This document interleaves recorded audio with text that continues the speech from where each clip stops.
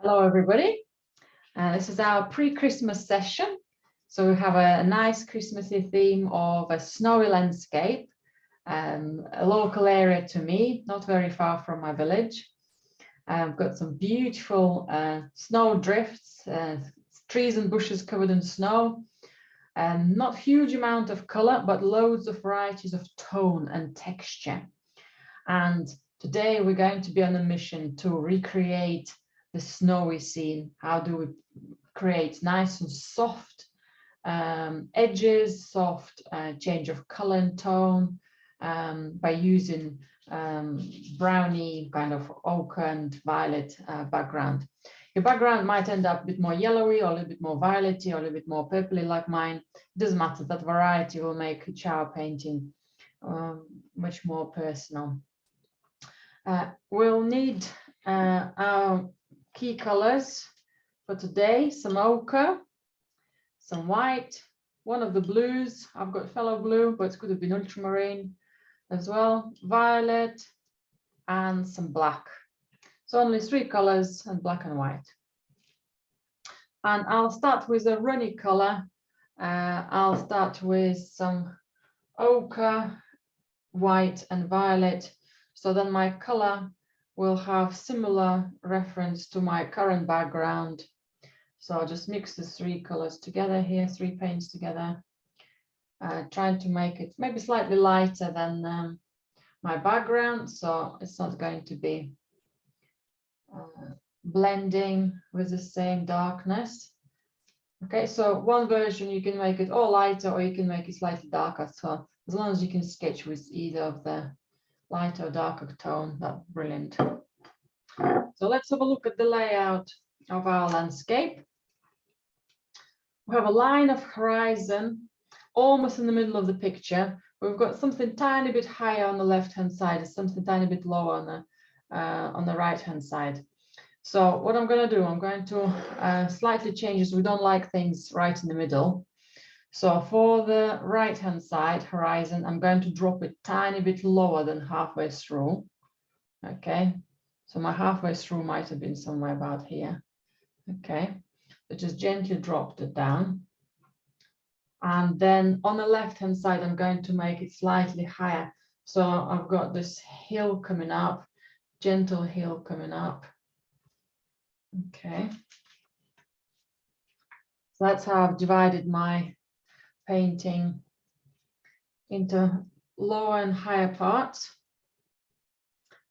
Then I'm going to look at the road, which is coming right to us. And the road is, if you look at the track, the left track, if I were to divide my picture into half, it's almost coming up to the halfway through point. So again, if I'll divide my board into halfway, so my track will need to come up somewhere very close here. Now, I don't quite like the super straight. I might give it a tiny bit of a twist. Now there is a gentle twist at the back, but we can't quite see it as much. But I might just give it a gentle twist here, and just gives it a bit more of a prettier way of looking at it. Okay, maybe just something like that. Now that looks quite narrow, so I'm just going to use my sponge to wipe it off. So that's just a line. If I'll do another wider shape for it, yeah, that's a bit better.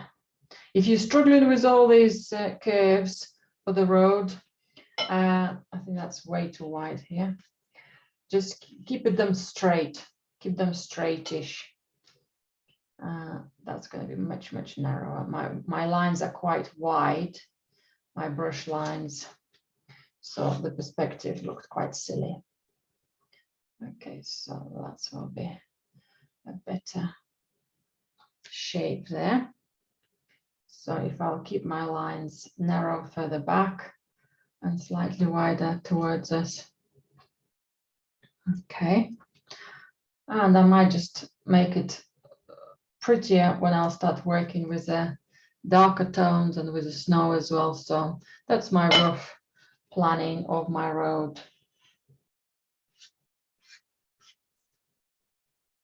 Okay. And then I have the wall. Now the wall, okay, that's not way.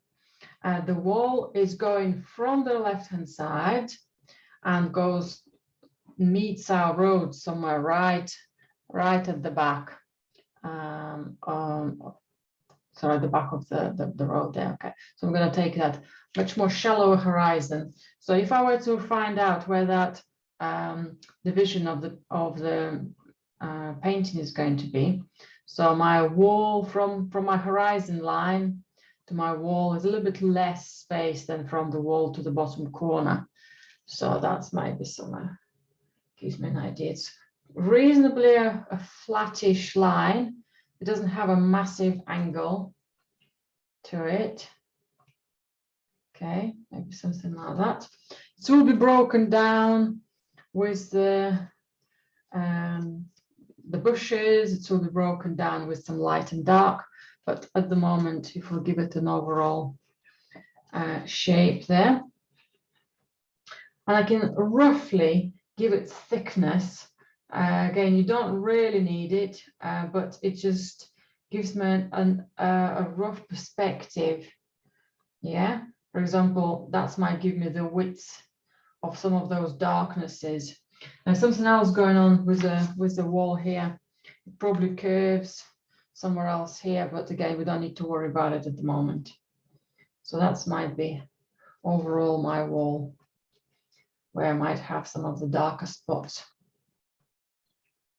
Now, when we can't see certain things in our photograph, we try not to make things up because we can get ourselves confused. So I've got a wall on the left and I have a wall on the right.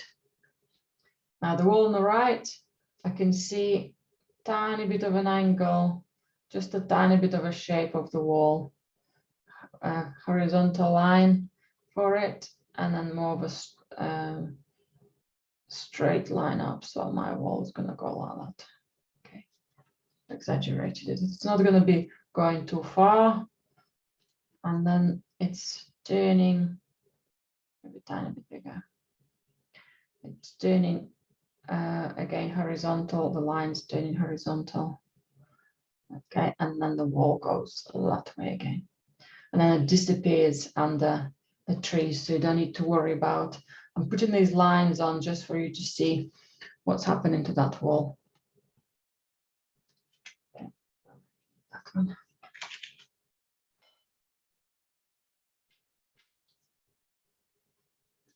Okay. And then we'll have our key house and some of the larger trees in the center and on the right hand side. So what I'll do, I'll decide where my house is going to be.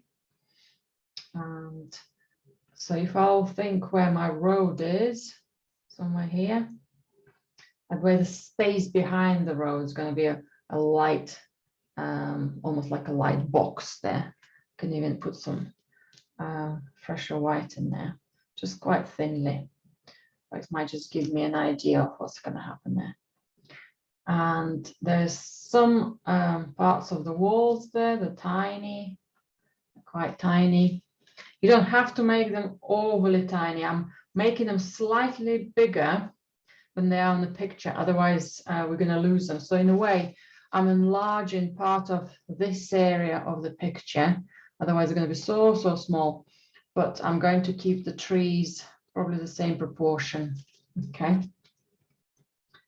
So then my house is going to be somewhere here. Most importantly for the house is to find that beautiful triangle shape, finding it not too pointy or not too wide. Okay. I think it might also have a white rooftop here. It might be a conservatory.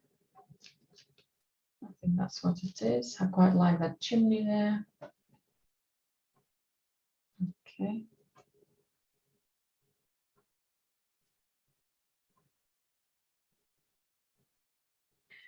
So I've taken some of the extra darks, extra elements from the picture here, whatever else is there. And kind of by enlarging the house, I got rid of all these extra parts of the wall, sheds or whatever that might be. And then I'm going to look for my major 2 trees. And because the trees aren't much darker than the sky, I'm going to use slightly darker color. So I'm going to have less white. I'm going to have a little bit more violet and ochre. So my color is going to be slightly darker than my background. Okay, let me test it out. No, it's the same in darkness, so it means I need to make it a tiny bit darker. If you want to add a droplet of black to it, you can. Okay, that's a bit better. So then I want to put my tree and give it a rough shape. A rough shape.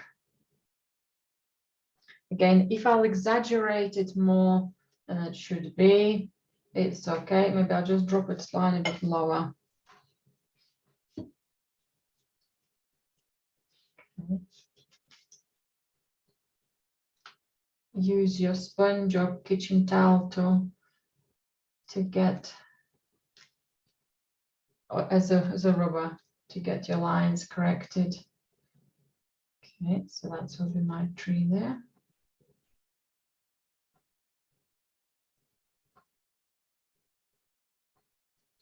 And I want it overlapping. Not too worried about the smaller branches.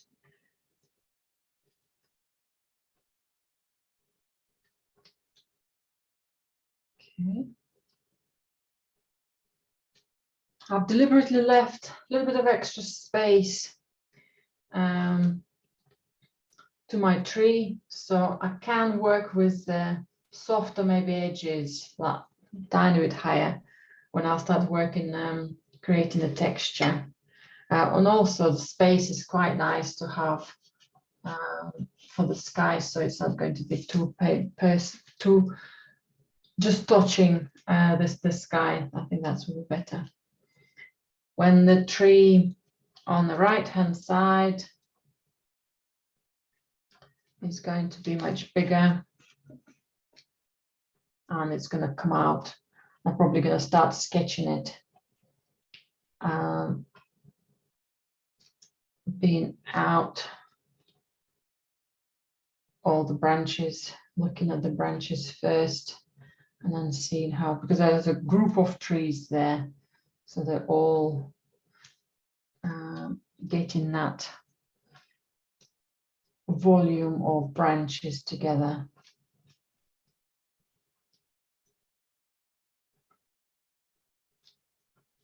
I'm gonna have this nice light bush on the right hand side as well, which is going to cover this corner.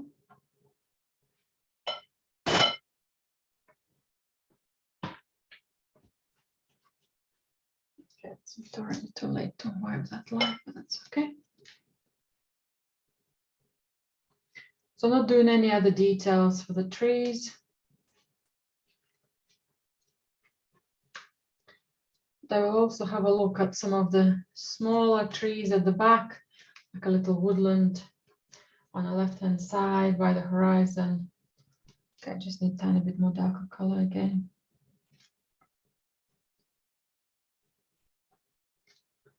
I'm going to make them slightly bigger again. That's what they are on the image.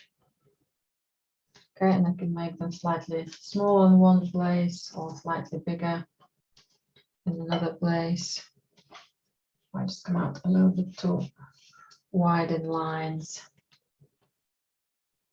Just give them a bit more variety. Okay.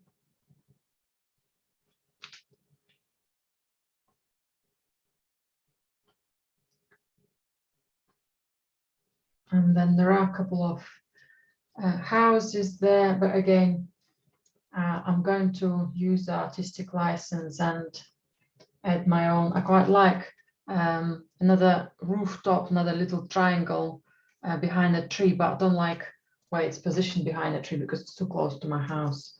So I might just put it somewhere else here. Maybe another triangle roof.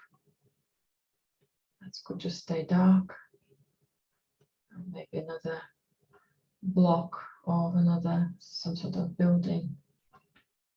Again, it might disappear, you might not even see it later on. Okay, so these trees will have some of the tree trunks there.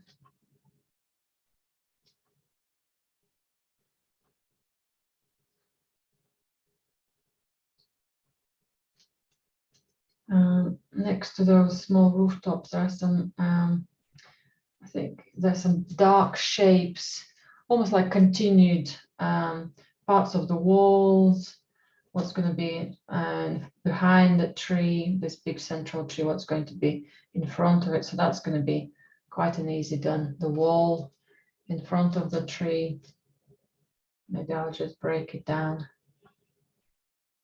into little shapes like that. But immediately I created a highlight on that wall and separated the wall and the house at the back. You know what, well, I've got this darker color I'm sketching with, so I think I would like to paint my house within the same color. If you want to get rid of the white lines, you can, or you can leave them on top. That might give us a nice impression of the snow as well. I'll leave the lines for conservatory here.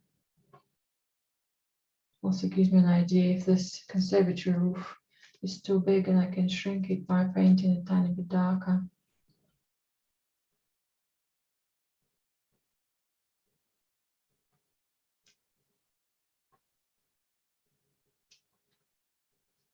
Maybe a little bit smaller.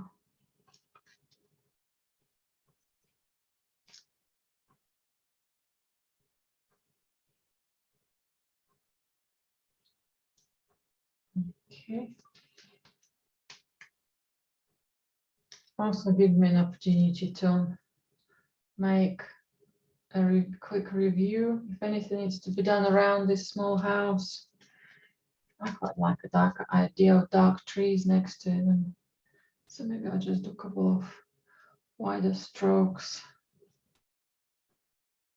with some trees there.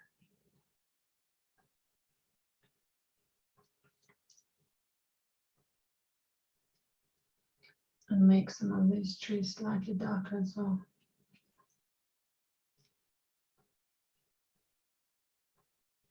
So I'm sketching with a line, but I'm also sketching with shapes. So the silhouettes of the houses, the silhouettes of the walls, the silhouettes of the little bit of transparent trees, they're already my tones, but they are helping me with my decisions making. So I find it's hard sometimes just to sketch in line. And shapes are much more easier to work with. I'm not sure what's happened here. I think it's my line has extended. I need to drop it later on this chimney. Okay. And then we'll come back to our walls again. Our walls. Just give you a moment to do the big shapes.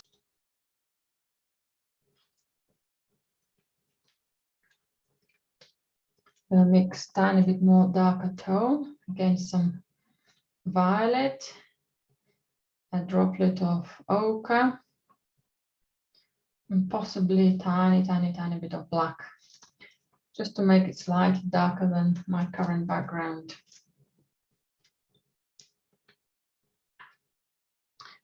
And I'm going to use some darker tone, the one I just mixed, to recreate part of my wall. So for example, I can see one of the poles behind the wall here. Next to it, I can see some of the texture, so I can maybe sketch some of the round stone, which is part of the wall, and then down from them, I can put a little bit of darks. They will be covered by the snow there.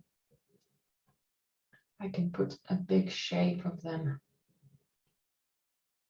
This, and there are some little gaps here and there. It's difficult to judge exactly how they're developing, but I'll put a few lines going diagonally, maybe break them down. I just don't want them to be looking too similar. This is just a practice piece, okay? This is just a practice, not piece, practice strokes for us. We can quite happily paint them over. What I'm interested to see this part of the wall as a darker chunk, okay? And also it gives me an idea to know how low, yeah, or how towards the center, at the bottom of my painting, these shadows are going to develop. So by doing a few marks here, I realize that there will be a bush here. Again, if I were to start putting some of the branches directions for it, that will tell me its position. Even if it's the wrong marks, even if it's the wrong direction, it doesn't matter. It's rough placement of that bush. Somewhere here.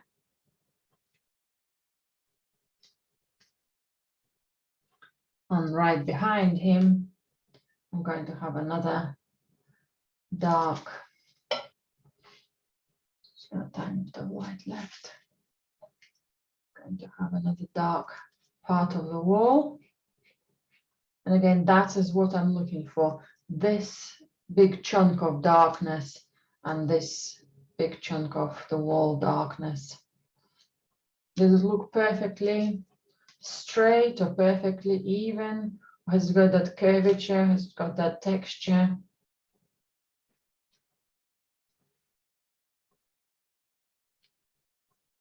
How it's going to integrate with other plants around it.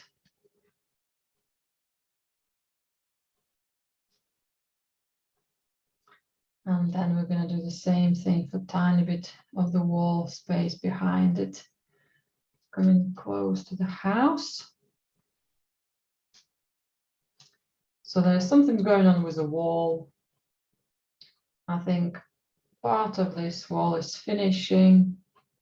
If you do this continuation of the wall, it's absolutely fine, but I think you can see loads of brambles here going on all of this pre-road area. Okay, I can make my road tracks slightly darker now as well and paint them.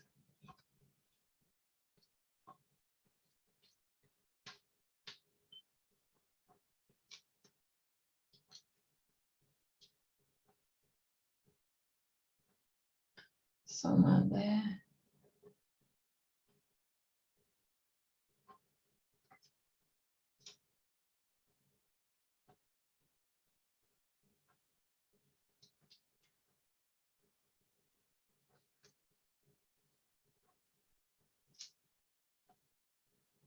Let's make it a little bit more clear what's happening there.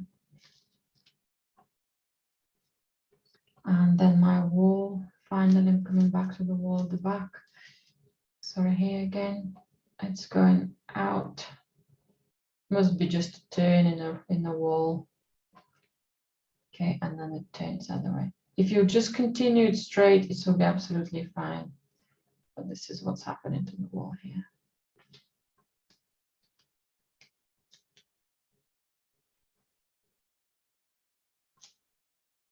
And then the wall behind it continues.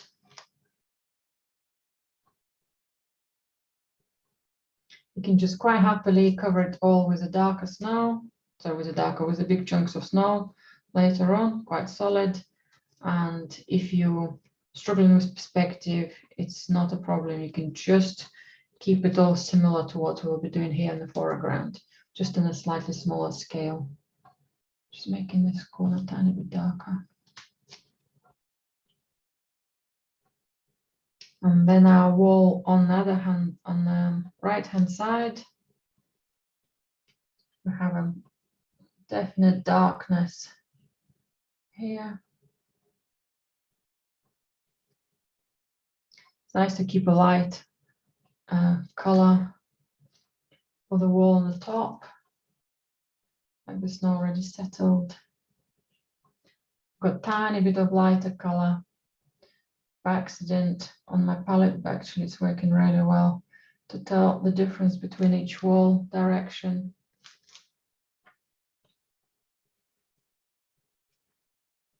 Yeah, you can use the same color, slightly lighter version.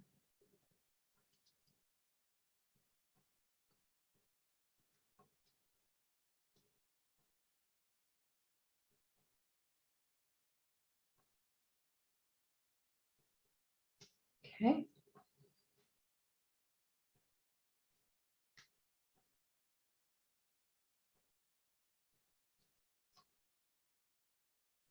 Drop a couple of trees here lower.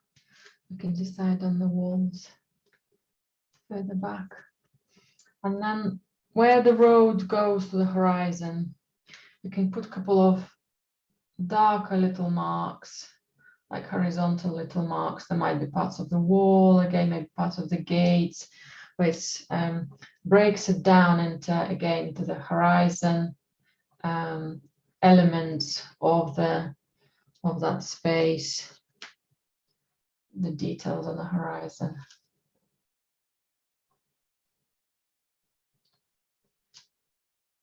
Maybe some part of the wall is part of the snow area is melting, or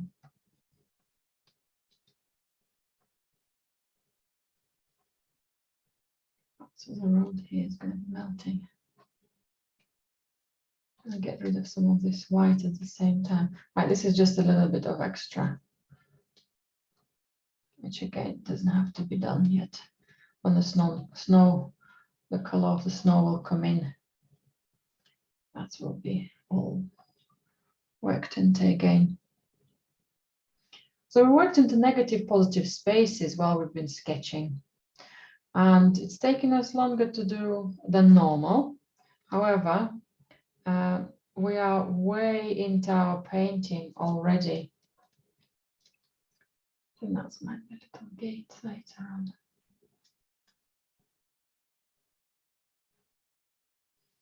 on. I just want to add a tiny bit more tone for the two trees, but I will slightly change the color for them. So what I'd like to do to my ochre, violet and white color, I'm going to add a hint of blue, and still going to bring my violet to it. So it's got more of a gray blue color.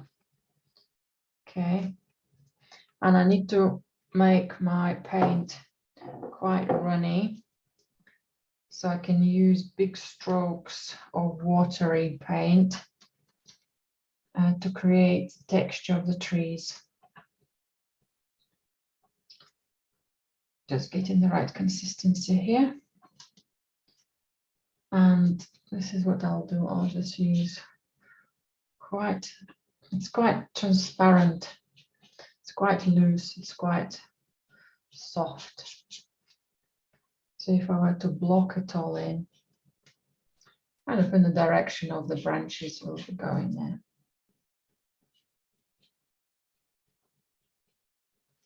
Leaving this bush at the front.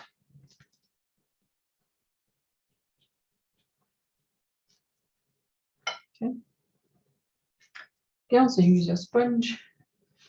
You can just soften some of them, or you could have applied it with a sponge. Just get some nice textures here as well.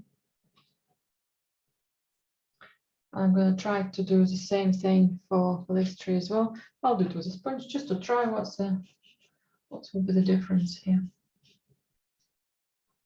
Nice and soft. I think that's the sponge might for this tree might be even better because I can use clean edge of the sponge for the tops of the branches to keep them lighter. Or if I even apply it so solid here at the bottom, center of the tree, I can then use the bottom kind of clean side of the sponge to lift some of them, just to have a bit of that transparency feel. We can work a bit more with extra highlights or darks. Just play with your sponge. That's a lovely transparent tree. I'll have some drips here, so I'm just touching them up as well. Well, this tree is slightly wet. I might just do that as well, which is beautiful, nice texture here.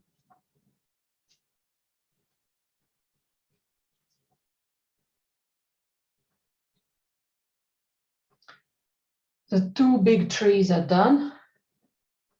If some of the paint is a little bit dribbling there, you can gently lift it or let it dribble, and then you can use it as some of your branches, as your new branches.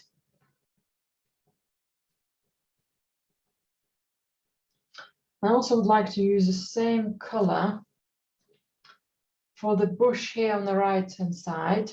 I'll leave the top part of it, but I'll do the maybe 2/3 of the bottom part of it, because we can paint white over it, or at least it will have some sort of darkness in there. And for the bush next to the wall here, again, quite light, quite transparent, but at least it will be a tiny bit darker to what it currently is. And maybe just even brush through some of these shadows. I can see my darker tones, but that's will give me almost like a shadow effect for all of this area here, for all these brambles or anything else in there.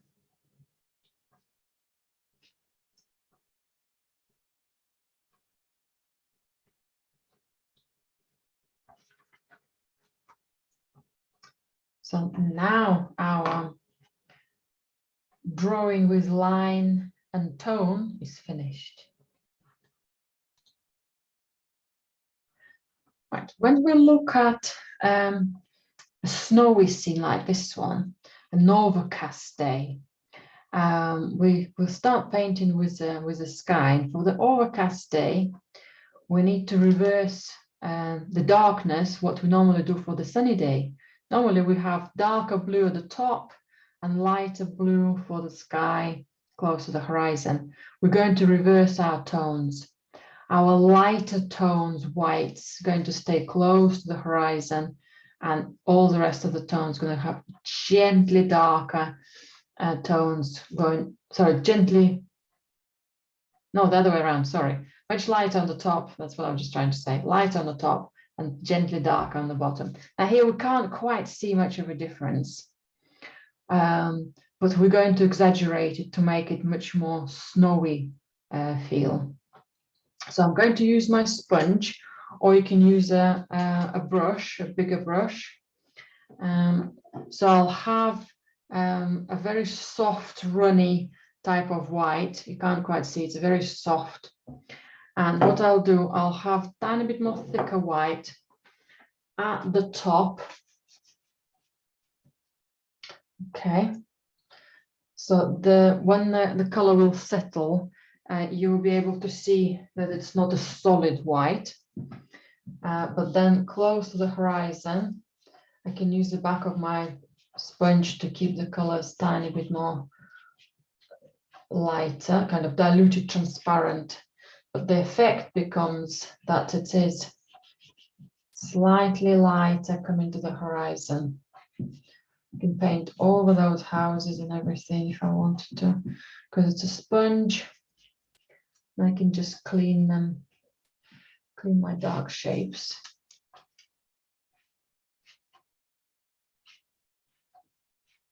Okay, so it's drying much lighter than, so much more transparent, shall I say, because the reverses. Be with me here. As the paint dries, it becomes slightly bit darker because it's so lightly applied. I'll have a tiny bit more darker amount of more thicker paint. It's not darker, it's thicker paint, but it will be much lighter at the top. Just want to have it blending with my lower layers. So everything at the top is much lighter and the layers below are getting more and more transparent, which means that our darker background make it happen, make it appear much darker.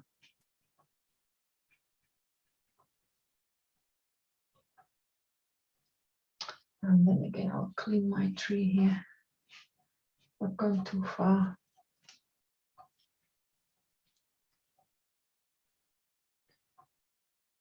And I'll do the other side the same way. Julia, Hello, yes? does the paint need to be thicker for the top than it does for the bottom? Yes, it could be. We can make it thicker later, but it can be already slightly bit thicker than the middle and low layers. Yeah. Okay. So it's not super thick as if you'd paint with a brush, but it appears. And on my screen, it's doesn't quite appear yet that way, but it is quite transparent still. I can still see quite a lot of brown in there. Okay, but if it will be solid whitish now, that would be fine as well, because that's what we'll be doing later on anyway. So I'm using the sponge only because it gives me much more softer feel, and also it gets those much more transparent layers. Make sure that your sponge doesn't have a lot of water, otherwise you'll end up with everything running and not as much control. You can also put some of the maybe gaps in between my trees. Well, I've got those spontaneous strokes created by my sponge. I might do something here. If it's hard for you to do with a sponge, don't worry about it. We can do it with a brush. Now they ended up very light, so I'm going to rinse my sponge and gently brush those very light chunks. Settle them in.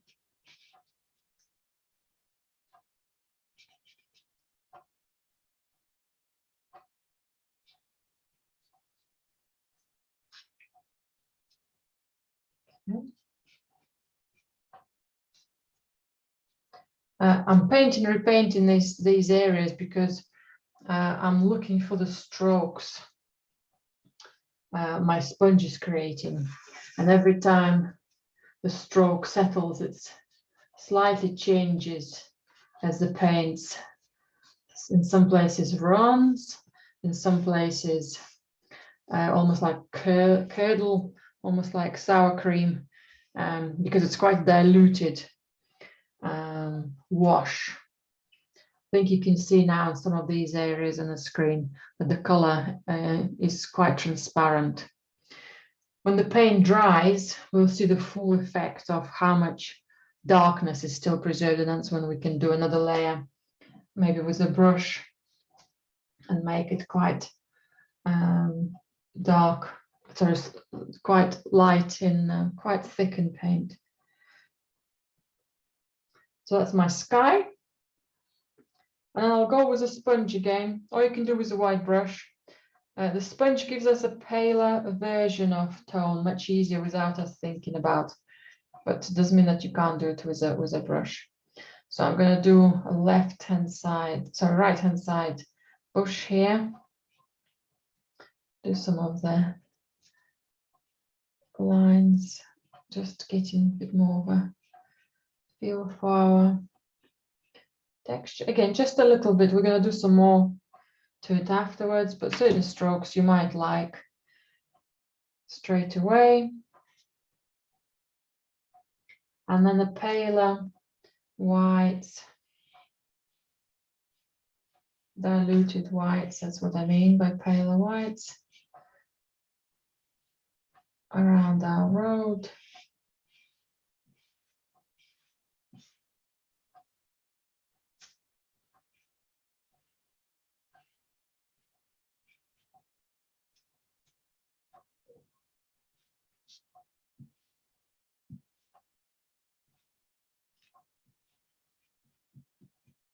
That's nice texture, could still stay here. I've tried to do the strokes alongside of the road. So if there were other vehicles going and there might be other lines kind of leading towards how the snow settled into those, more of the grooves of the snow. I also gently touched up the edges of the road, those dark lines. So they're not perfectly dark now. Excuse me. And I'll do the same, slightly diluted. So initially, these blocks of color were very white. Now they just gently dry and they become a bit more darker. This is the effect we want to have. I'm going to do the same thickness, quite transparent white for the field here.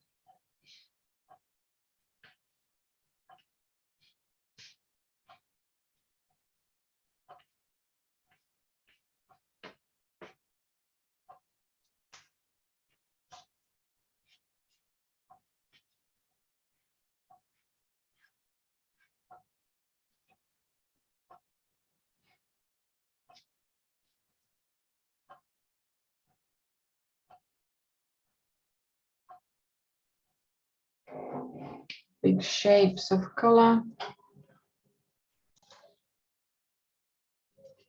And tiny bit more work with diluted white. I'm going to do it with a sponge again. You can carry on with a brush or sponge, whichever you prefer. Add a tiny bit of lights on some of the foreground bushes here in the center. It looks quite, where do I put? There's so many different movements. There's so many different grooves of all these branches coming up, all these uneven shapes. All I'll do is maybe where I can see it's a little bit more flat areas like this, or maybe a couple of strokes, just a bit of softness of light coming in. Should be something here. So it will start looking like a nice chaos of patterns. Okay, you can just gently brush it here. It's quite dryish. So then it's not overly jumping at us, then it's all precise.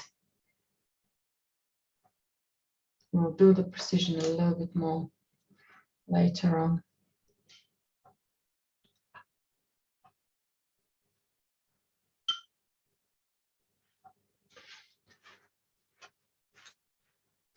And again, our filling of the light tones is finished.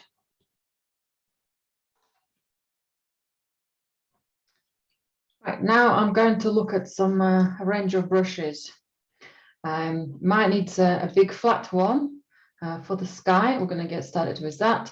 And then a range of smaller brushes. I quite like the gently rounded edge brushes, or maybe slightly small flat ones.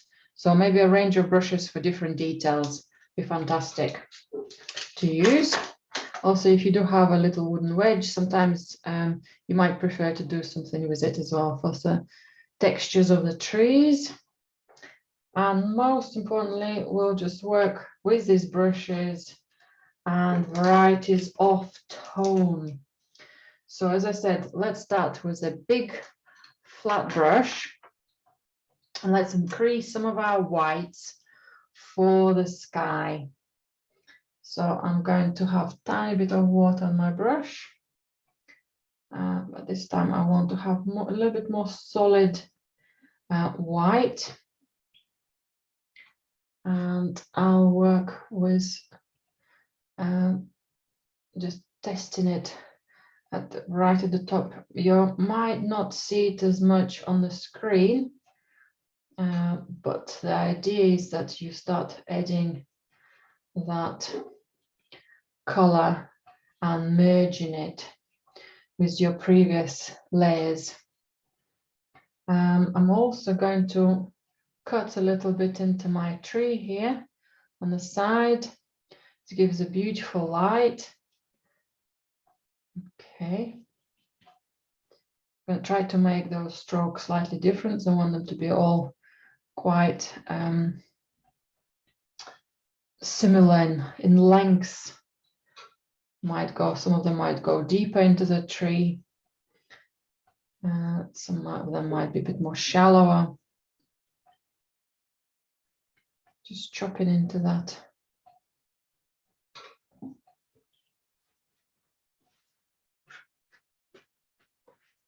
And then I'm going to add slightly more water on my brush, and I'm going to blend my color. So again, it might look at the moment quite solid white, but when it dries, it will be a bit more gentle.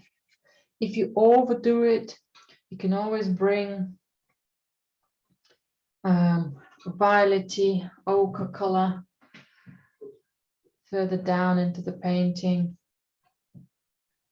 For the moment, I'm going to keep it that way. Right, some of these branches start looking a bit too similar, so if I'll just smudge them.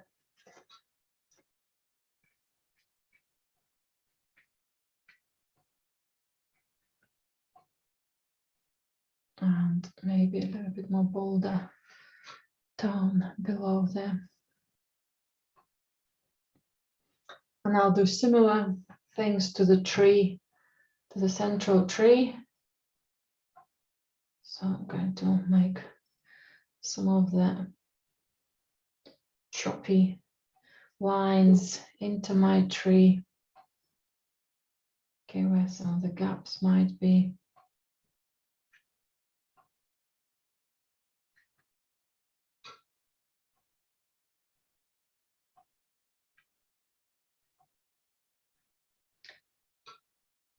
Now, I think this is becoming a little bit more harder to handle for this runniness of the paint.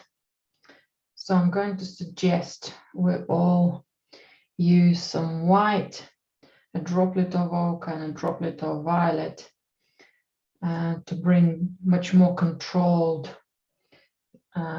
layers. So for example, I'm painting this with a very pale violet and ochre.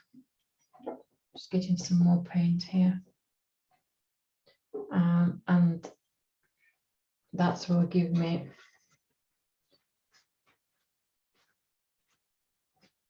more precision and less spontaneous texture. I want my sky, okay, that doesn't come off.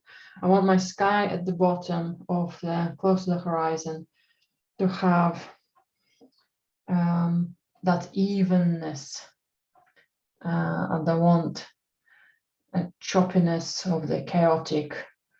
It's, you know, it's a nice, calm, snowy morning, or the storm has passed. Everything else is staying quite calm. It's overcasty type of morning. I'm losing the shape of my house here, but I will regain it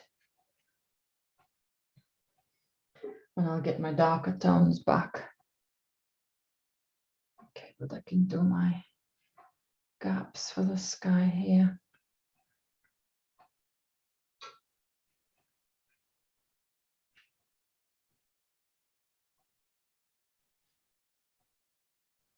That looks better.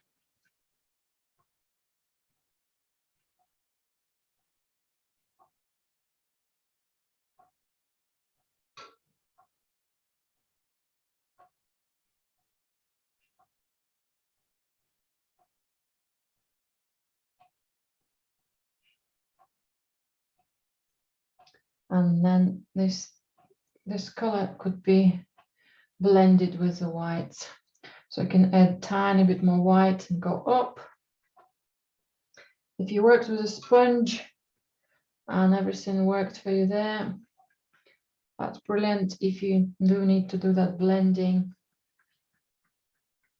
just keep adding a tiny bit more white as you're going upwards.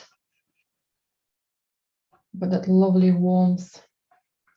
Not forgetting to do the same color in between our tree branches so they all correspond well. That lovely warmth.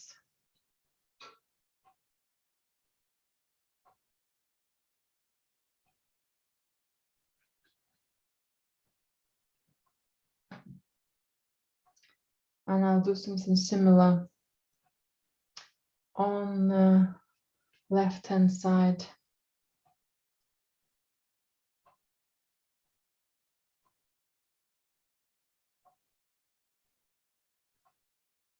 But on the left-hand side, I think I'm going to add, and instead of ochre, I'm going to have violet and blue together. I'm going to look for similar darkness. So violet and blue together. Quite a lot of white there. So we're keeping the tone the same, but we'll have slightly bluey approach. I'm going to come close to my trees here, give them more of a silhouette.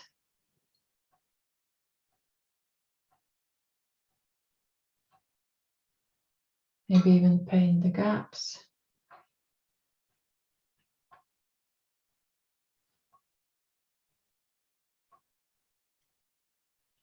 A very gentle change of color.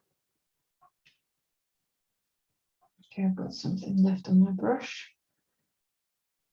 Let's mix it properly. Don't want any marbling effect happening here.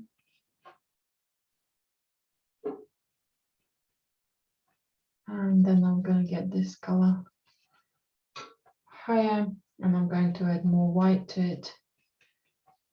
I can mix it on the painting straight away, or I can mix it really well on the palette first. If you're slightly shrinking your tree by doing all of this, that's fine, because we can extend our tree. Quite like this blue. I might just put it a little bit across, maybe as a hint of the cooler clouds or sky. Quite like that. So again, the color has dictated how I felt about this little central area, the painting, and then on the top I'm going to have some more white.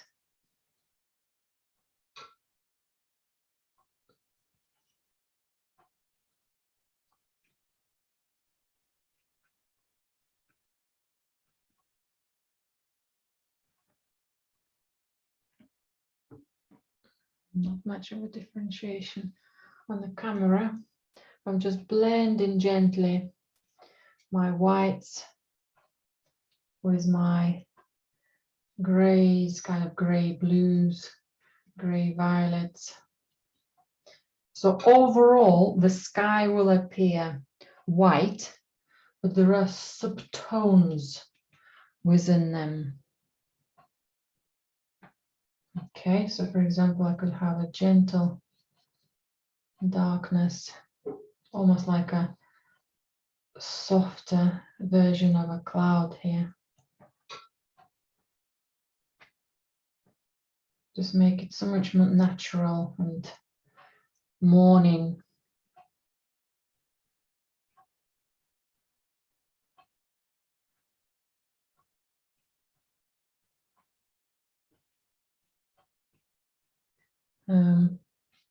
The whole landscape is on top of the hill.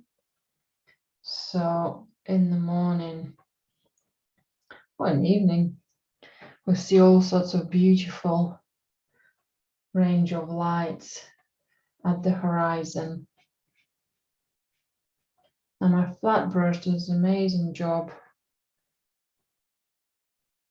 allowing me being very brave and create some of these lovely marks.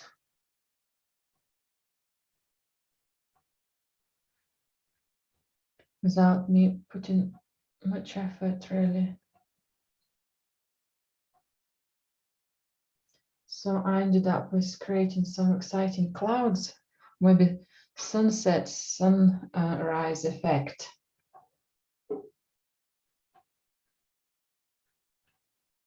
And I'm going to persevere with them because they're just looking exactly as a snowy morning. Love that.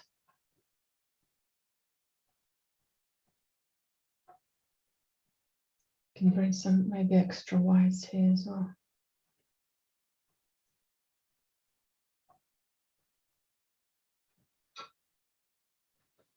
So we have our cool colors as blue and violet together, and pinky colors, appearing of pinky colors as we're using ochre and violet together. Okay, that background looks lovely, really exciting.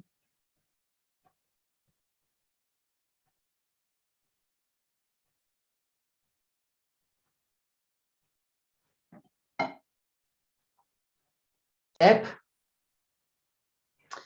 So now we're going to identify more cool tones and more pinky tones. Now, pinky tones already kind of in place because we have left them here. If you had a slightly different background, we can paint them as well on top. So let's start with some cooler tones. So let's go for, again, some blue and violet with some white. We don't want it to be very dark. We want to be more similar to what our sky at the bottom was, but it needs to be more into the blue side rather than the warmer side. And we'll paint a few shapes. For example, the top of the wall here, okay? I'm going to leave some of those darker lines dividing the bricks. If you can still see them, that's great. If you lose some of them or most of them, that's fine as well. So I'm painting all of it. We will top them up with some whites, but for now, now what mine ended up very perfect. However, there are some different lengths of that snow been collecting, maybe even slightly different volumes, some other shapes gaining some snow. Okay, so that's part of my wall here. And then I might put some more on this part further back, a bit more easier strokes. Okay. And maybe a very thin line for my further wall at the back, because I'm not going to be counting every single shape there. Same maybe the other side. And I think I'm going to add same coolness for the road next to my plants here, brambles under the snow. I'm going to have a tiny bit more darker, just to increase my darkness of the blue and violet. If the color becomes too strong, you can have a droplet of black in it. but we don't want it to be, we want it dark, but we don't want it to be solid blue or solid violet. So kind of a color in between the violet and blue, and just keep mixing it. Okay, a bit more blue here, and tiny bit of black. And I'm going to check it out. Yes, I think that should be enough. Maybe a tiny bit lighter. I think it's going maybe a tiny bit too dark. So very light change of the color. I want to keep quite a lot of white here, but this is, I just want to have some coolness. It will be easy for me to paint with white on top of part of this blue.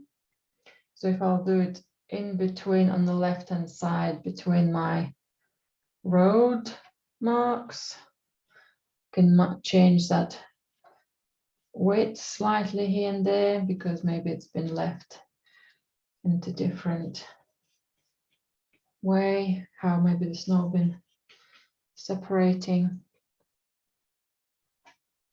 melting, settling, and maybe tiny bit more, maybe cover part of the tracks with some snow. By making this area slightly darker, all of this area, we're creating more light for the field at the back, and we can also bring more white on the bushes and trees close to us.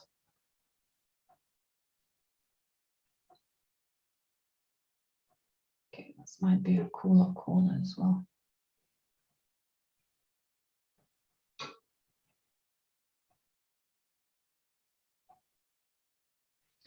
And finally, I think this tree or bush on the right hand side, I think it could have some more bluey strokes. Some of the darks are still staying there. It just gives it nice, gentle brush through it.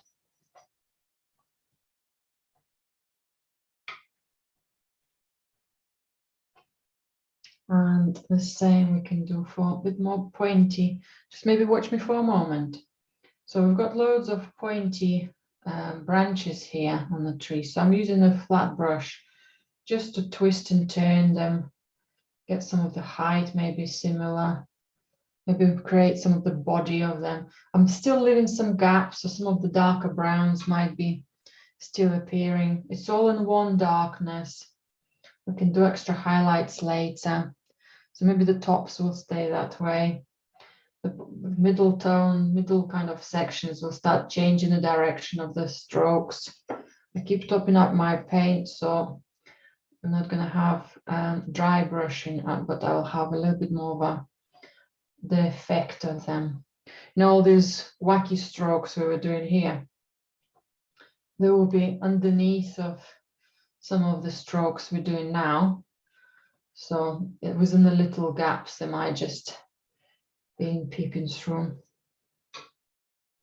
Okay, my color is slightly changed.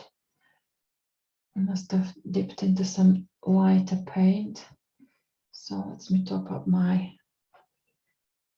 darker tone here. Okay.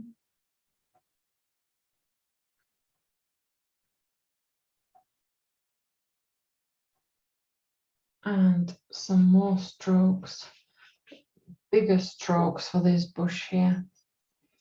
Larger, bigger shapes for them, for the shadows. We see loads of little lines again there, but we're going to be painting till next Christmas if we go for every tiny little one of them. So think of big shapes. And maybe on this side, I'll leave a few long lines. I'll give you some time to catch up with it as well. So some big shapes stretched out. Maybe I'm looking at some of the gaps between some of the brownie textures I've left. Maybe there will be just spontaneous approach to where the stroke fills might go.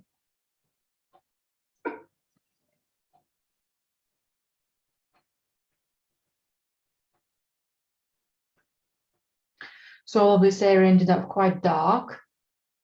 We can put some lovely whites on top after.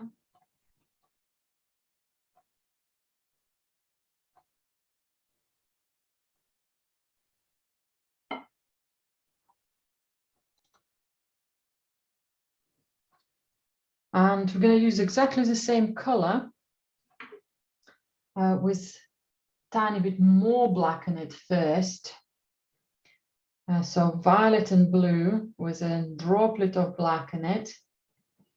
And I'm going to dry my brush. So I've loaded the brush. I'm going to gently wipe some of the paint off on my tissue here. And I'm going to use this brush to create some texture on my trees. I think mine need to be a tiny bit light actually. My trees are very dark, so maybe a tiny bit lighter. Some of the browns, initial browns, are going to stay there. Let me just mix some tiny bit lighter color here. And I'll drag it into the lines. So they're not super light. There could be some dry brushed. There could be some more solid lines. Could be a variety of them. Okay, so we're just giving that contrast between the initial warmth of the tree, even if it was a very dark tone, still warmth of it. Okay, and the actual new frosty. Now, I don't want to paint overly detailed the tree trunk for this tree.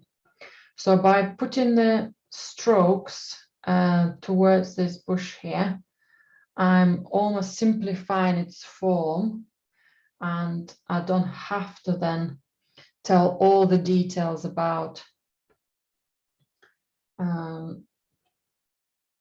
the tree trunk or further much branches. Now I would like to add some lighter tones as well to this tree, but I need to be patient and I need it to dry first. Otherwise my strokes will start smudging. What I want to do, I want to have an effect of gently building up the lights. We could have done the other way around, but I think because the light is going to stay at the top. Sorry, I have picked up some light here already. Okay, I might just smudge it here. So we're going to have a tiny, tiny bit of white at the end of this, maybe not pure white still. But that's why we're starting from the darker tone to medium ones to lighter version ones. Okay. So, and again, we'll do a similar approach to our middle tree. If you want to change slightly its color, let's say have more blue in it or have more violet in it. I think I'm going to have a little bit more violet in it. But I can do a similar approach. Maybe I'll also leave more original brown there.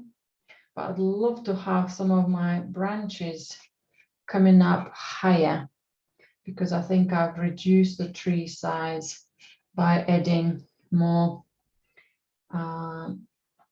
layers for the sky. I'm going to help myself with a sponge here because some of the edges become too sharp. Just softening them. Maybe I'll add more branches edges when they will be light in color. Maybe that's what I'll do. So let's just drag these colors down a bit more through the tree.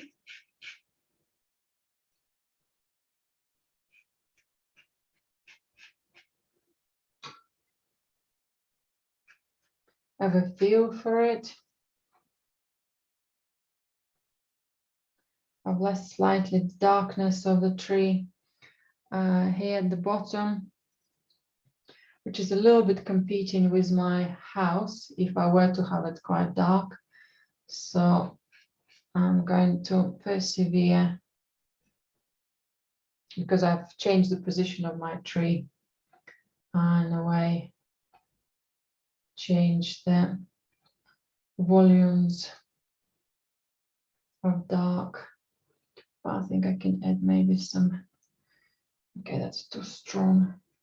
I need my brush much more drier.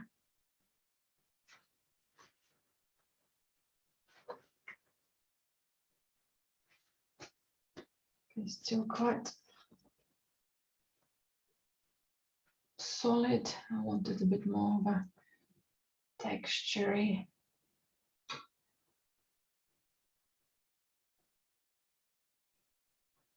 Okay, tiny bit more darker. Just keep looking at your tree. Mine might be developing slightly different to yours, which is absolutely fine. I'm just using the edge of my brush to build up the silhouette of the tree trunk with a couple of branches here, because that will give me an idea how dark the tree, the volumey branch is going to be rather than individual branches. That's what I'm interested in. And maybe direction of some of these to give me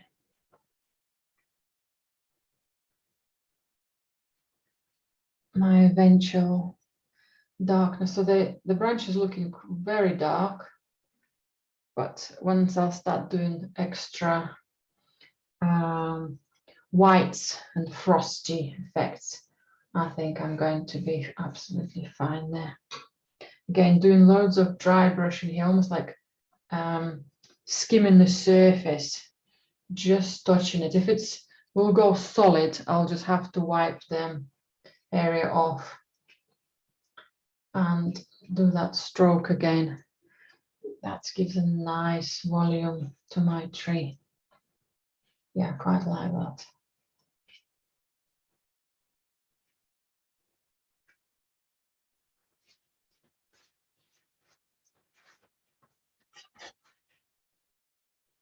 You can do a similar effect with a palette knife.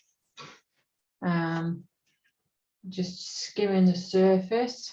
Okay, I think I'm much more happier now, because now this left-hand side of my tree is much more balanced with the shape of the house. That's brilliant.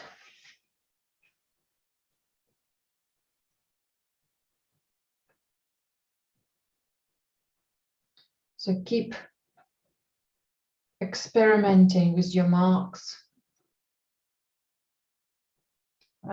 If your shapes come out too dark or too big, for example, for me here, I'll just have to, again, soften them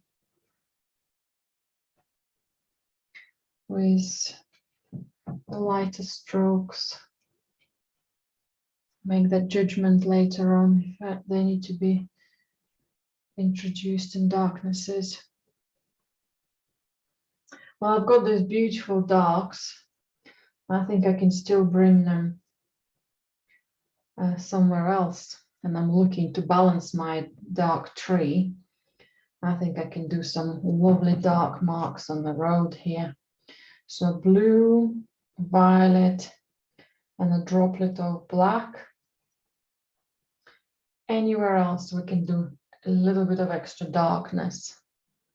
Okay, maybe I'm still using my flat brush or any other bigger brush, because then you're not going to be too precise. If you pick up a small brush, you'll become too precise.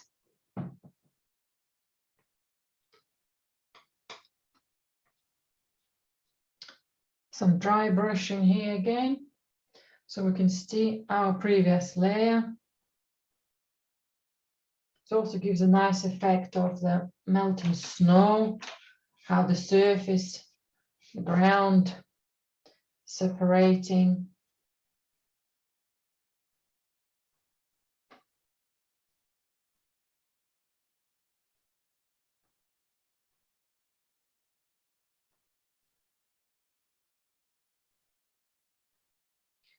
A tiny bit more darkness coming far back, just a very thin texture line, excuse me.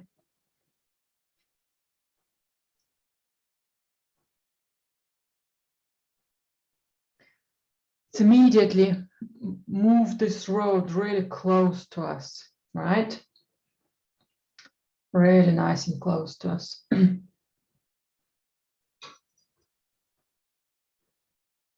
I'll do something similar to the small amount of marks for the bush on the left, on the right hand side. Again, it will move it. It's right in front of us. It's here.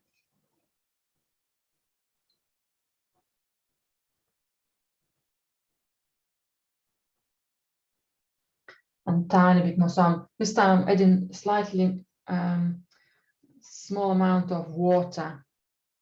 I'm going to create some shadows here at the bottom, even deeper shadows to what we already have.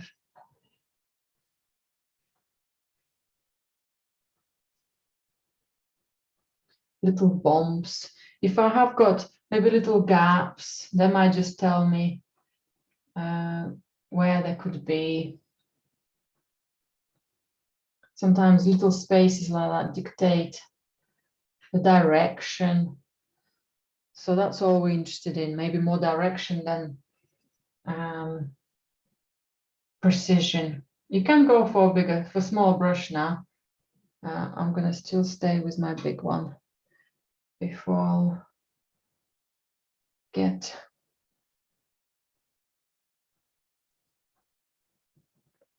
into the nuances.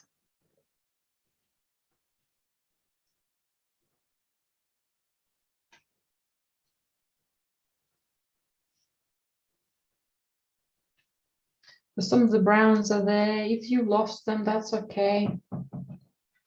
The browns, initial browns, might just help us to create those patterns.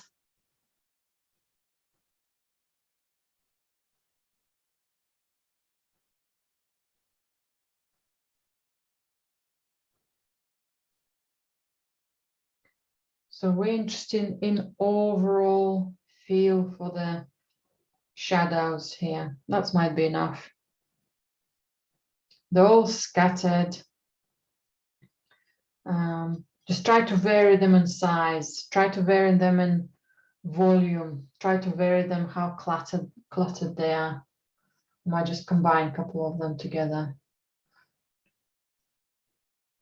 Because I've got some lines and I've got some cube-like shapes. I might get them a tiny bit more combined.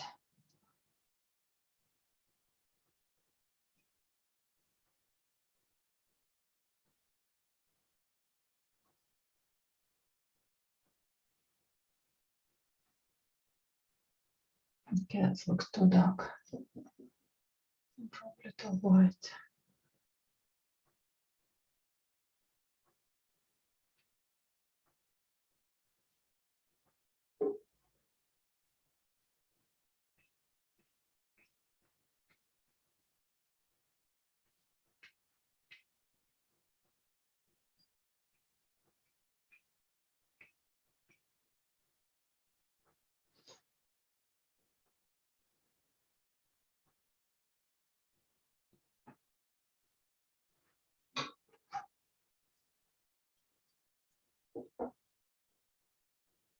And I think I'm going to put a bit more cooler tone part of my fence here. So it's not going to be all bold brown. Might show some of that snow there as well.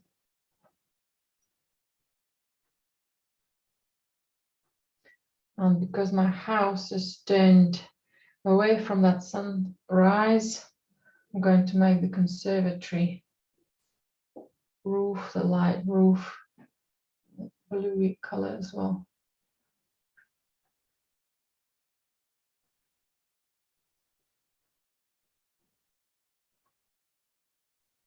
Right, we've got two main elements left now.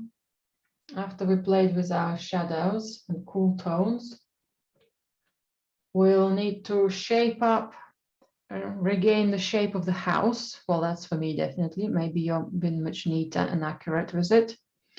So I'm going to tidy that one up. And then I'm going to go for medium tone highlights and then the bold highlights. So mainly working with the white afterwards. So I need to mix. I'm going to move from my big flat brush now. That brush could stay in some water. And I'm going to go for my small flat brush so I can do the house much more precise. And the color for the house we used was some white, some ochre, and some violet. Now, last time it was quite a diluted color. This time I'm going to have it much more solid and thick. And also, if my color is slightly different from my previous layer, that's fine. And we can actually vary it from one slightly different color to another. What I would like to do, just check the darkness of it first. Okay, a tiny bit more darker. The house tone will need to be darker at the top of the house because that's where we have our lightest part of the sky. So the contrast needs to be a little bit greater, so we can exaggerate it by putting a tiny bit of a darker tone. But the bottom part of the house, the lower we go, we can make it slightly lighter. Two very small changes in tone. So this is what I mixed here. So I've got one slightly darker for the top of the house and one slightly lighter for the bottom of the house. And I'm going to be varying them as I'll go. So now I need to make the edges of my house even, where my clouds and sky went. Okay. Also this chimney. I think this section could be slightly lower. I think that's where my sky should have compensated the space. So I think I'm just going to drop this segment lower. That's good. And I'm going to hide this line as well with a little bit of light. I can even make the rooftop almost as a very light line of darkness. I think that's will get a nice movement. Okay, this roof, all of this roof could be slightly darker. I think my chimney will need to be slightly wider. It just looks so delicately thin. Santa wouldn't be able to go through it. And we're doing a Christmas scene. Okay. And this one to go over. That's good.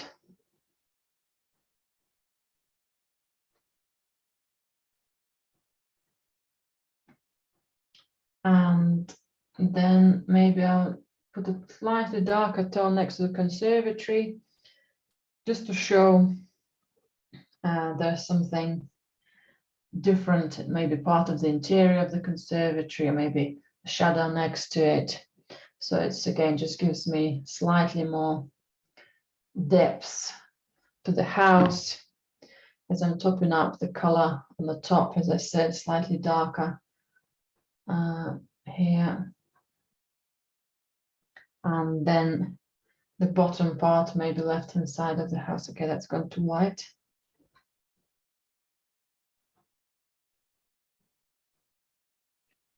That's actually quite a nice, putting a stroke of light. It has given me an idea how it also could be interpreted.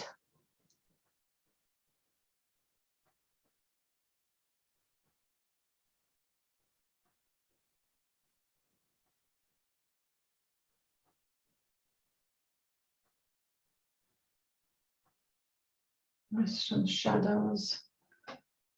It's quite nice. So my flat small brush just gives me an idea of the light gently traveling around the house. And while I have similar brown on my brush, I'll add it in small places, maybe on the wall, maybe some of that more exaggerated violet and stronger black for some of the spaces for my wall here.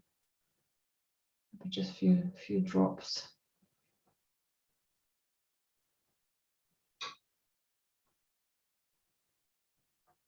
A couple of underlines. Again, my previous color is still remaining there. The new dark only appears in a few areas, maybe a tiny bit close to the bush here, but then it disappears into existing color. Maybe it's gone too far, so I'll just use my sponge to lighten it.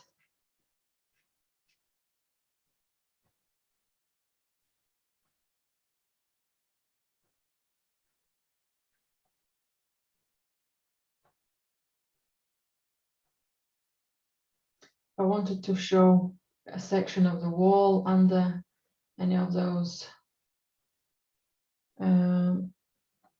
snowed in branches. You can use that color here as well. Maybe a tiny bit of it on the road. So then there is a link.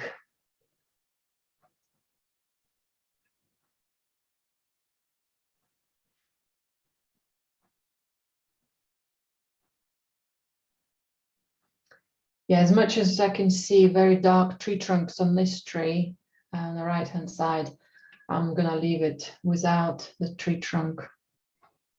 Then the focus stays with my house, with that central tree and whatever is happening here in the foreground.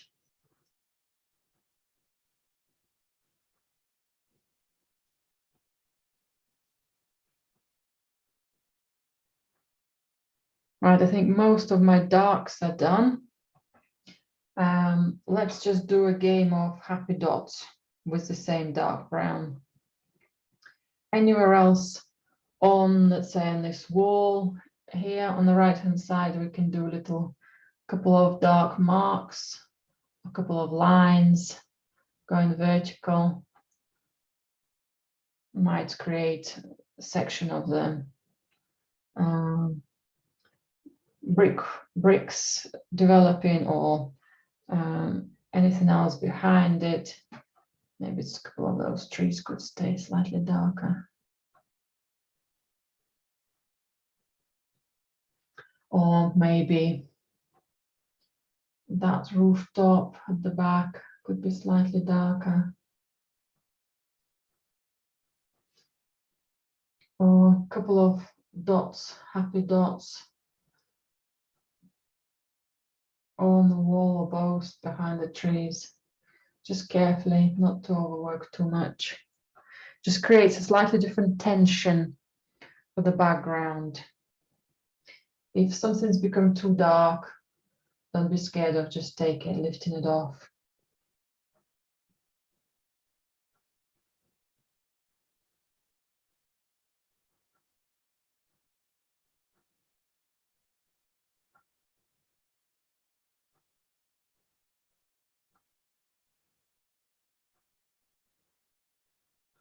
I might create a little window for my big house. If I were to take a small amount of blue, violet and white, I can just create a little window. I think conservatory could do with some more segments of white.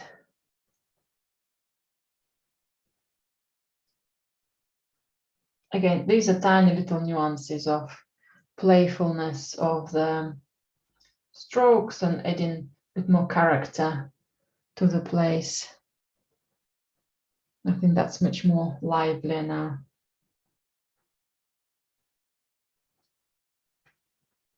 And when it's dry, I can do a tiny bit of darker marks, cooler marks maybe. And then we're ready for some highlights.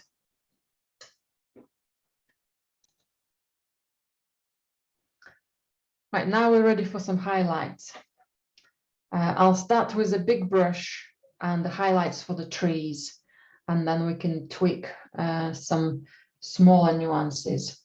I'll use, because our trees have a build-up of the darker tones, I can't straight away start for the whites. So I'll need to go for a similar color, but to have more white added to it. So if you still have that color on your palette, or maybe just mix some violet and blue, dry your brush gently on your paper towel, and we'll continue introducing some marks. Maybe clutter them in one area and leave some of the gaps in the others. So I'm going to leave some of the darker tones behind. I will have to do maybe two more layers. So after this one, maybe I'll do 1 or 2 layers. So overall, we have quite a lot of the layers building up. I'm going to keep the bottom area, bottom part of this tree probably as it is, so I can see that the shadow. Actually, maybe I'm going to let it dry. Maybe I'll make a decision if I do need a layer, or maybe not a layer everywhere, but possibly just a layer. Okay, that's good. Okay, and now I'm going to do something similar for my central tree. And because my strokes are much lighter now, I can go a little bit higher than my existing dark tones for the branches.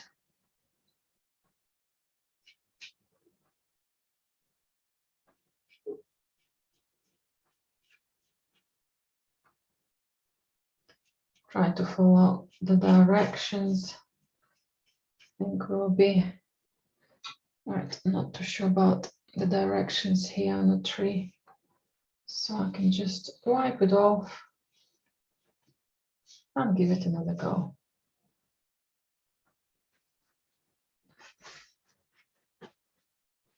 That's the beauty of the technique.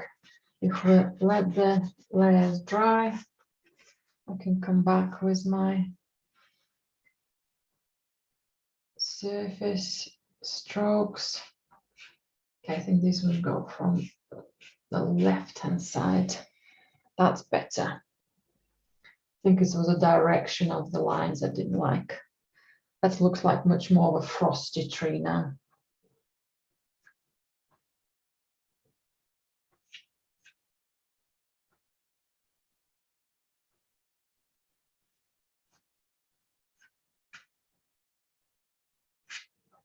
So the strokes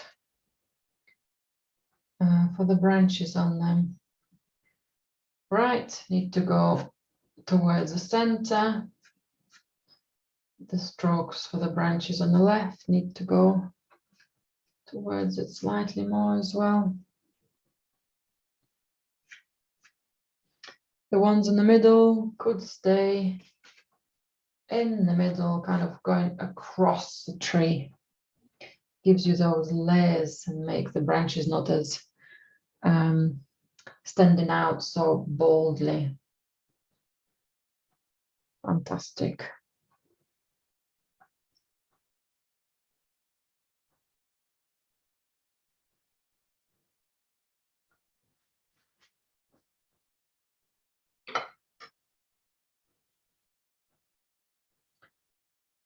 Now, small amount of white could be introduced back into the bush right at the front. And now a bit more intensive white. And I need to see where I'm going to be careful with it and where I can bring it more confidently. I don't want any of the darker tones clashing with this bush. let's say part of the road. And also I want to have a combination of dry strokes and solid whites. Playfulness here is the key, again, to show the direction of the branches. Okay, maybe that will be enough. I'll just soften the edges of them so they're not going to be too bold.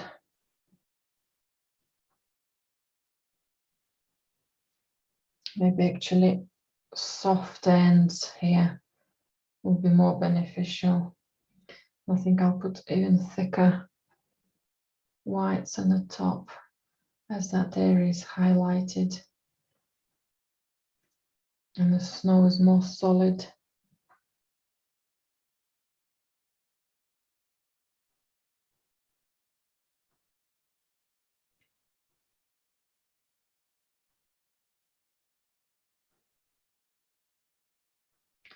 Right, and then the field, this part of the field where we haven't touched much since the beginning, I'm going to put some nice solid snow in the middle of the field. I'm going to start with the middle. I'll try to avoid my tree and paint some little gaps of the field there. Maybe introduce a couple of gaps close to the edges of my bush, somewhere there. I'll use a thin line going next to the wall right at the back. That might be how the light is falling. And then I'm going to carry on my middle highlight of the field in solid white. Again, that gives the distance of the field. If you would have painted it all white, would have been okay, but that just gives it much more volume, more of an open space. You can also shape up the ball here with the white, or if, like you've lost your shape, just touch it up with the brush. I'm working into tiny details here as well. There's the bob wire. I can do a line for it and a line for it. Just keeping it more spontaneous than too precise. If it becomes a solid line, just touch it up with a tissue. Make it again slightly different.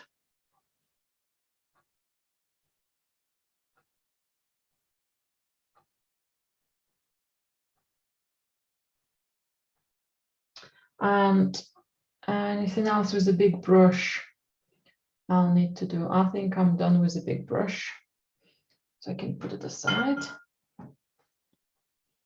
And now work with my smaller brush with some highlights,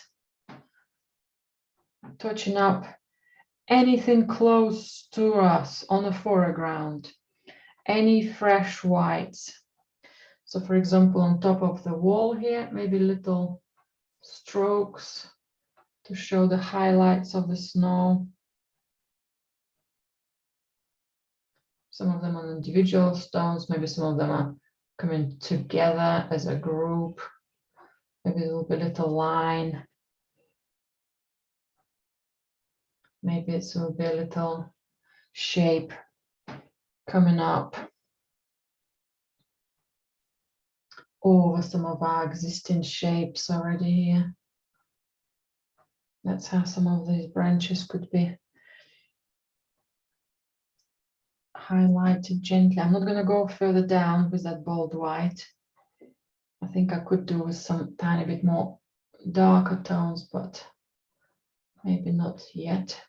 I'll do some lights, maybe some strokes, some thinner strokes for my bush here, but I don't want to cover all my very dark tones underneath.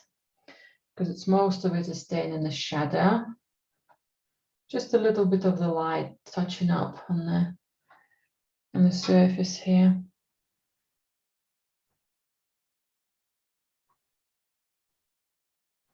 Any more solid white on the foreground. Parts of the walls here. A little highlight on the wall further back. A little line touching up and disappearing. Maybe a path or a space between the wall and that shadow from the bushes. That creates a nice depth and gives us that feel there's the shadow. Now I can use my small brush to create some texture, so my white could go a little further into. I could make an off-white, blue and violet with some white, but very, very, very pale. Very, very pale. Okay, it's a tiny bit more blue.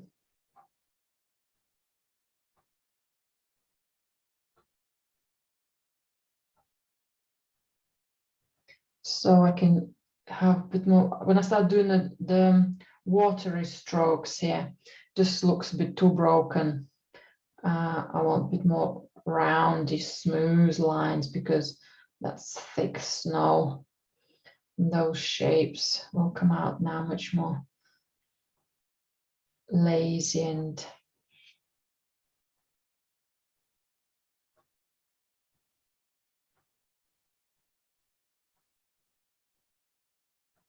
soft.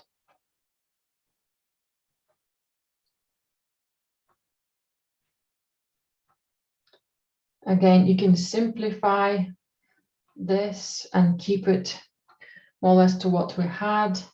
If you want to play with the details, still keep them simplified. I'm just subdividing the tone here. I'm not going to paint all the brambly strokes here, but I want just to create a little bit of a character. At any stage, if you've done a line, you're not too happy, or if you've done a section, you're not too happy with it, just wipe it off.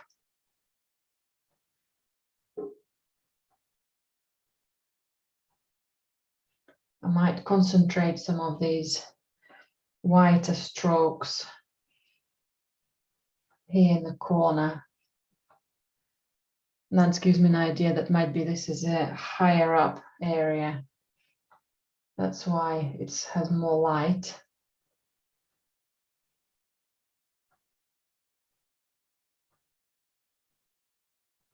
And the rest will stay in the shadow. The wider the strokes will come up, means that they are much closer to us.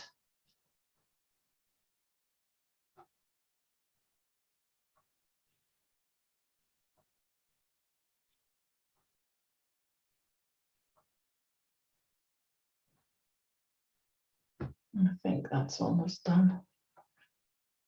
Just a little bit of playfulness.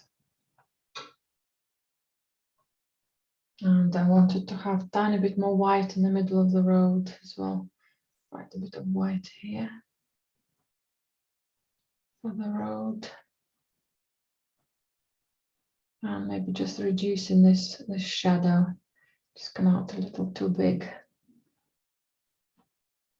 So I'm going for very, very pale white with tiny bit of blue and violet in it.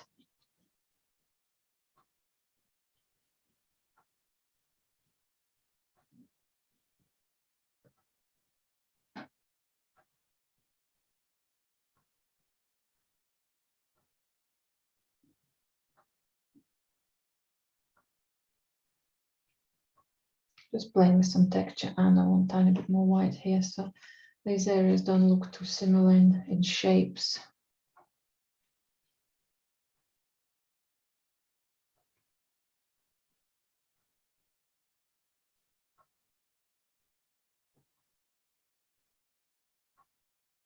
Very nice and soft snow. Fabulous. Just checking anything else I could do with some fresher whites. Possibly tiny bit of dots of solid white. Maybe tiny dots, tiny lines to go on top of this wall next to the house. Do a gap, do tiny dots. This will give again an impression of snow, the volume, slightly different height of fences.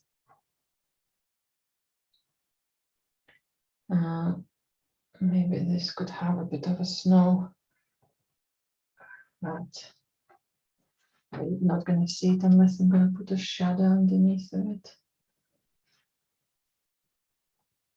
Any other solid white? Might do a couple of dots, almost like on the horizon line. So it's not the light on the sky, but maybe light of the snow valleys behind, in between maybe trees, or maybe that snow field behind.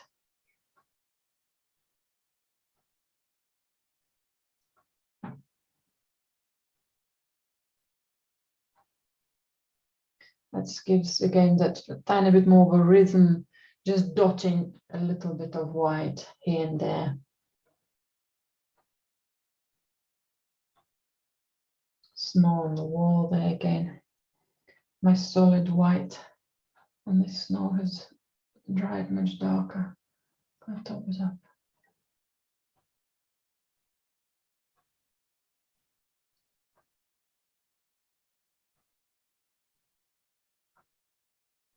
Maybe top up a couple of these strokes with some more solid white.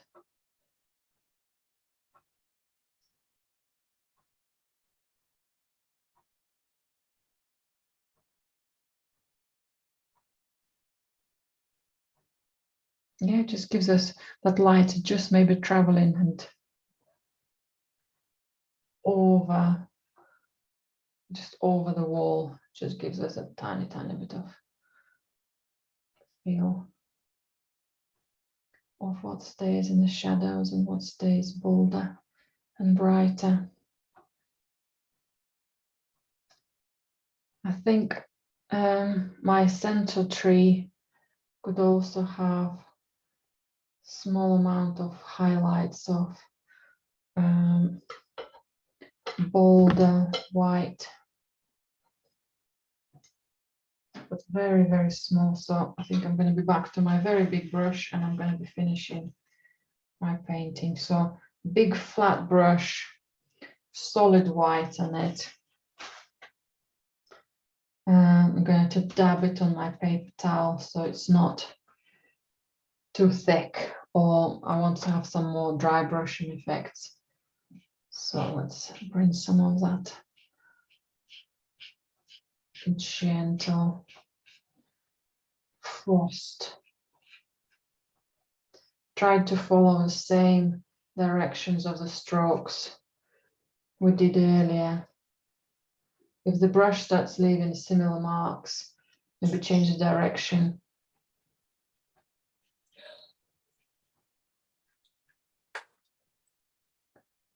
Almost done.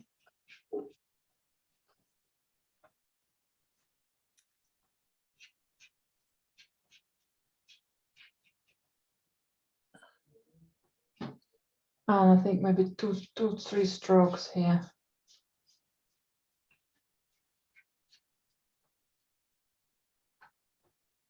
I think that's plenty without overworking it.